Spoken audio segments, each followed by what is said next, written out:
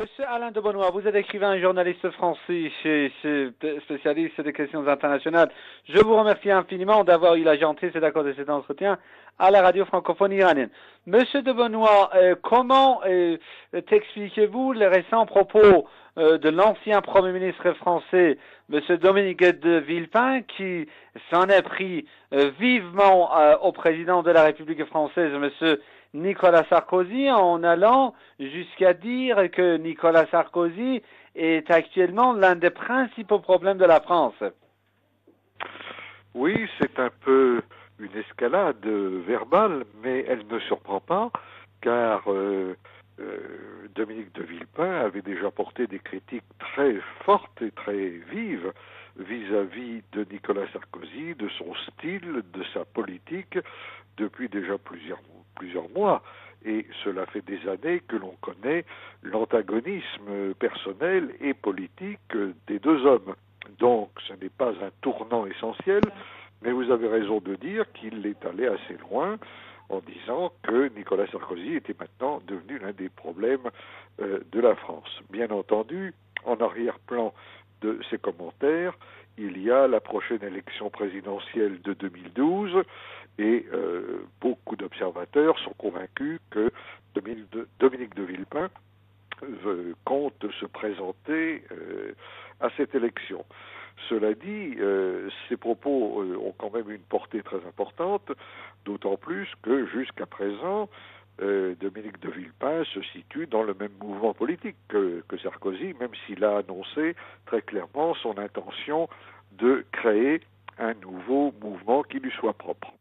Autrement dit, vous voulez dire que cela traduit également une sorte de division au sein de la droite, pour ne pas dire par exemple au sein de l'UMP? Oui, cela dit, Dominique de Villepin est nécessairement minoritaire à l'intérieur de l'UMP, mais un certain nombre de députés et de sénateurs lui apportent leur soutien, et d'autre part, les sondages montrent qu'il bénéficie d'une certaine sympathie dans l'opinion qui varie selon les périodes, mais enfin qui n'est pas négligeable. Et un certain nombre d'observateurs estiment que même si Dominique de Villepin a peu de chances d'être élu en tant que tel aux prochaines élections présidentielles, il peut rassembler sur son nom, au moins au premier tour de cette élection, suffisamment d'électeurs pour que cela puisse gêner considérablement Sarkozy et compromettre ses chances de réélection si par hypothèse il décide de chercher un nouveau mandat. Monsieur Alain de Benoît, qu'entend-il dire Monsieur Dominique de Villepin lorsqu'il dit que nos principes sont affectés? Eh bien, il dit que les principes de la France sont affectés, c'est-à-dire que l'élection de Nicolas Sarkozy représente une rupture évidente par rapport à un certain nombre de principes qui avaient été en vigueur sous les différentes présidences de la République depuis le général de Gaulle. Je pense que c'est une allusion assez claire au principe d'indépendance du général de Gaulle, dont on reparle aujourd'hui, puisque l'on va commémorer plus exactement à la fois l'anniversaire de sa mort et l'anniversaire de sa naissance dans les semaines qui viennent. Et il est très clair que Nicolas Sarkozy a fait subir à la politique de la France